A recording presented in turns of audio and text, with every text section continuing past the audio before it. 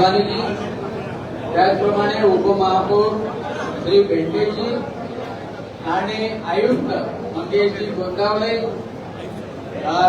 आणि सर्व विरोधी पक्षनेते विलासभाऊ इंगोले, सर्व मान्यवर मंडळी चेतनभाऊ गावंडे, जयंतभाऊ जयंकर, अविनाशभाऊ मार्डीकर, सर्व नगरसेविका, विशेष समितीचे सभापती आणि सर्व उपस्थित महानगरपालिकेचे कर्मचारी, नगरसेवक आणि नागरिक बंधू आणि भगिनी, मी सर्वप्रथम आपल्या सर्वांचं अभिनंदन करतो आणि स्वातंत्र्य दिनाच्या मनपूर्वक शुभेच्छा देतो। आणि मला असं वाटतं की पहिल्यांदा अमरावती महानगरपालिकेने हा उपक्रम हातात घेतला। मी आयुक्त मंगेशजी गोंदावले यांच्याशी बोलत होतो, महापौरांशी बोललो की हे अतिशय अभिनंदनीय काम आपण केलेलं आहे, कारण रक्तदान शिबिर आहे, राष्ट्रीय अवयव दानाचं जनजागृती आहे, त्याप्रमाणे सांस्कृतिक कार्यक्रम आहे, आपल्या कर्मचाऱ्यांचं तुम्ही काही स्पर्धा पण घेतलेल्या आहे आणि उद्या सगळ्या नागरिकांसाठी सांस्कृतिक कार्यक्रम सुद्धा घेतलेला आहे।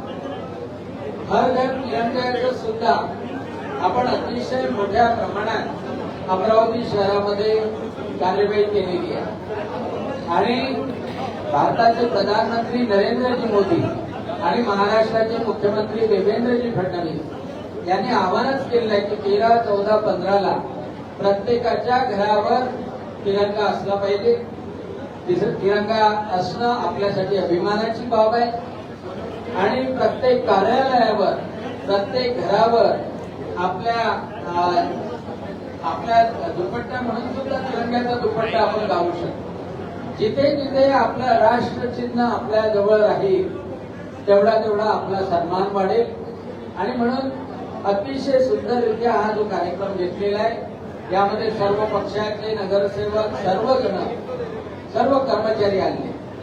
मी आयुक्तांना याबद्दल सुद्धा बोललो की जेव्हा आपण आपल्या कर्मचाऱ्यांना अंतर्भूत करून घेतो तेव्हा कर्मचाऱ्यांचं मनोबल वाढतं, कारण नुसतं पगारच समाधान देत नाही कधी कधी कामाचं, परंतु जेव्हा आयुक्त, महापौर, उपमहापौर, नगरसेवक आपल्या कर्मचाऱ्यांना रिकॉग्नाइज करतात, आपल्या कर्मचाऱ्यांना सन्मान करतात, आपल्या कर्मचाऱ्यांना सामावून घेतात अनेक कार्यक्रमामध्ये, तर त्यांनाही वाटतं की मी महत्वाचा घटक आहे आणि जेव्हा महत्वाचा घटक आहे ही जाणीव झाल्यानंतर तो अतिशय चांगल्या तऱ्हेने काम करायला लागतो। आपल्याला सगळ्यांना माहिती आहे की भारताचे प्रधानमंत्री नरेंद्रजी मोदी यांनी कोविडच्या काळामध्ये प्रत्येक माणसाचं सहकार्य घेतलं होतं, नर्सेस आणि डॉक्टरांचं सहकार्य घेतलं होतं।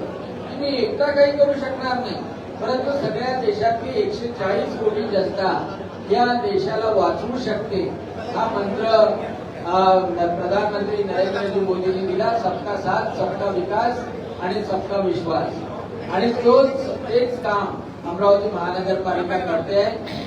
आता त्या संदर्भातच एक अमरावती शहर हे स्वच्छ शहर, सुंदर शहर, हरित शहर आणि जलसंवर्धन युक्त शहर व्हावं ही अपेक्षा लोकांची आहे। लोकांनी त्यामध्ये सहभाग घ्यावा आणि या स्वातंत्र्य दिनाने एक नवी पहाट आपल्या अमरावती शहरासाठी उगवावी याबद्दल मी शुभकामना देतो।